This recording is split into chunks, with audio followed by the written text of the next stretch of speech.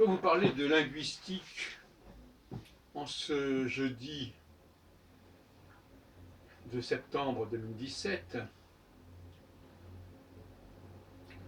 et aborder cette question très particulière de la non-prononciation, de l'absence de prononciation. Je sais que je m'intéresse beaucoup à la question de l'absence et de la présence. L'absence de prononciation de la consonne finale dans la plupart des cas en français. D'où ça sort, d'où ça vient.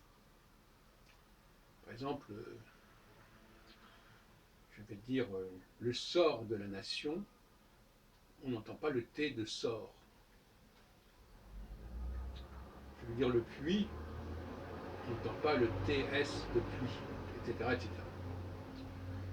Je dis jamais, on n'entend pas le S de jamais. Et ça, c'est tout à fait unique, en quelque sorte. Cette non-restitution de la consonne écrite, la consonne n'a pas disparu, mais simplement elle n'est pas prononcée, elle n'est pas entendue à l'oral. Ce n'est pas le cas en espagnol, ce n'est pas le cas en anglais, et c'est le cas en français. Bon, cela dit, pour des langues comme l'italien, le problème ne se pose pas de la même manière, notamment pour le marqueur du pluriel, puisqu'il n'utilise pas le S au pluriel, à la différence de l'anglais, du français et de l'espagnol.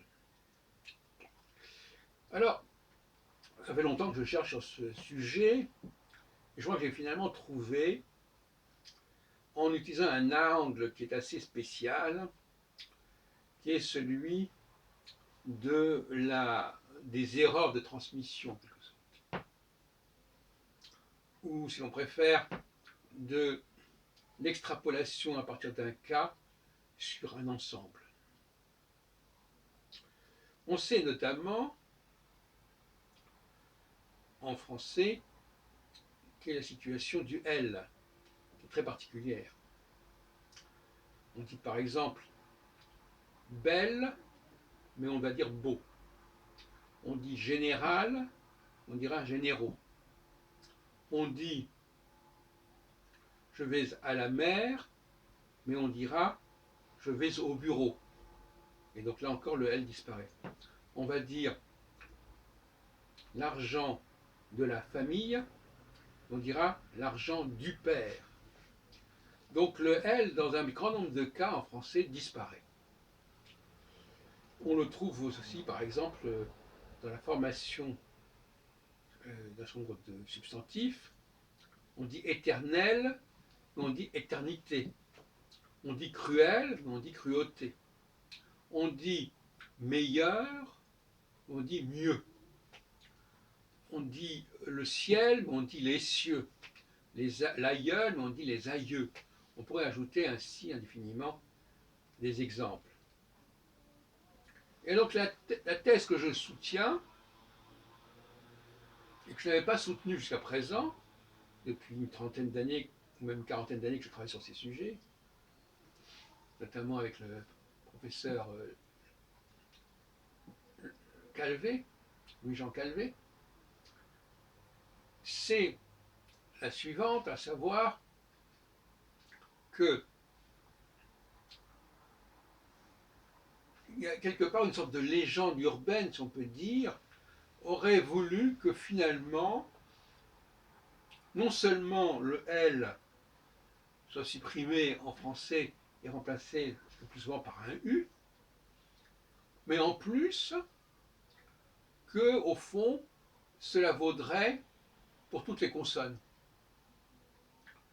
Donc le L aurait été le point de départ de ce processus. Et d'ailleurs, il est beaucoup plus marqué pour le L que pour les autres consonnes, ce qui me permet justement de penser que je suis dans la bonne direction.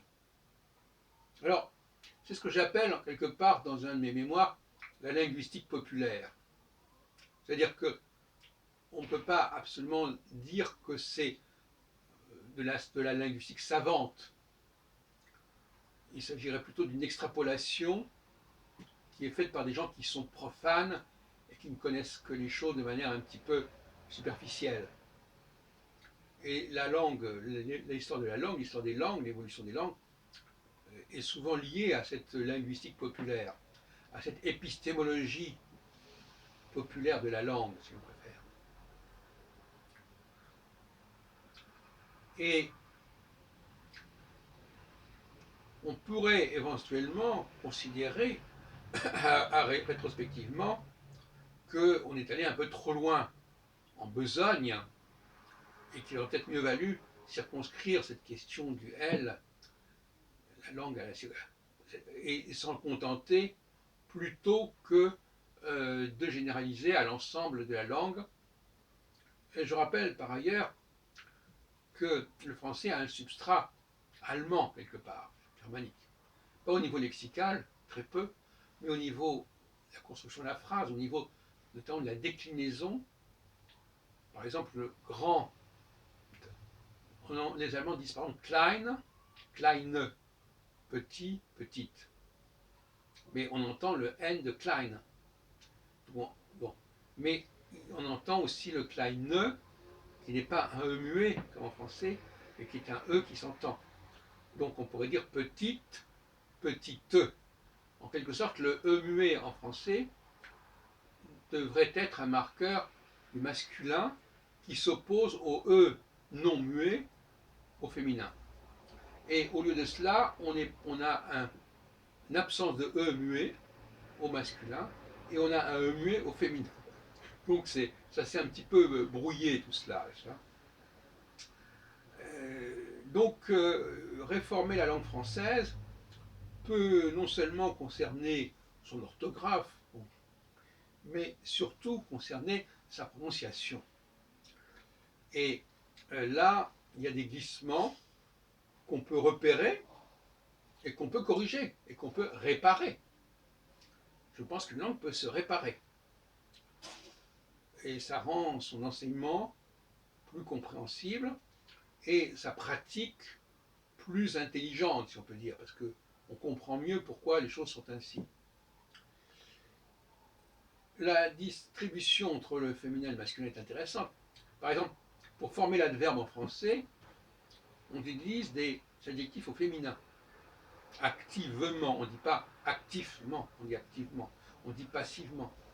En revanche, pour former des substantifs, on utilise la forme masculine. On ne dit pas la principauté, on dit la principauté, la royauté, la communauté. Alors les Anglais, eux, ils n'ont pas fonctionné comme ça quand ils ont emprunté ces mots. Cruel devient cruelty. Donc ils ne respectent pas la règle qui consisterait à remplacer le L par le U, sauf dans des cas particuliers, comme par exemple beauty. Ils gardent beauté de reste beauty. Ils n'ont pas fait belleté, ils ont gardé le BEAU masculin de la formation de substantifs. Donc on a effectivement un certain nombre de cas de figure. Alors qu'on ne vienne pas me dire qu'il y a des exceptions, qu'il y a dans tel cas, c'est pas vrai, ça n'a pas d'importance. Ce qui est important, c'est que le phénomène existe. Maintenant, qu'il puisse y avoir eu des cas où il n'est pas appliqué pour différentes raisons, ne saurait abolir la théorie en question. Hein, ce n'est pas aussi rigoureux que cela, il y a des gens qui appliquent ou qui n'appliquent pas, etc. Mais, par exemple, général, ça donnait généralité, ça n'a pas donné générauté, alors qu'on a principal, principauté. Mais c'est une exception qui confirme la règle, comme on dit. Et voilà, donc le français a dans bien des cas mal été transmis. Le cas le plus flagrant des codes qui se sont perdus, j'en ai déjà parlé à différentes reprises, c'est le fait que lorsque le marqueur du chiffre ordinal en français, au XVIe siècle, c'est le chiffre cardinal suivi d'un point. Quand le chiffre était suivi d'un point, on savait qu'il c'était cardinal. Par exemple, si j'écris 4 en chiffre romain sans point, je dis 4. Si je mets un point, c'est quatrième. Ce qui fait que nos rois de France et nos jours du mois ne sont pas prononcés correctement.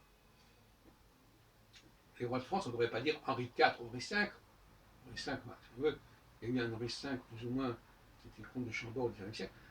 On ne devrait pas dire Louis XIV, on devrait dire Louis le XIVe, parce qu'il y avait un point après 14. On ne devrait pas dire le 3 janvier, on devrait dire le 3e de janvier, parce qu'il y avait un point après 3.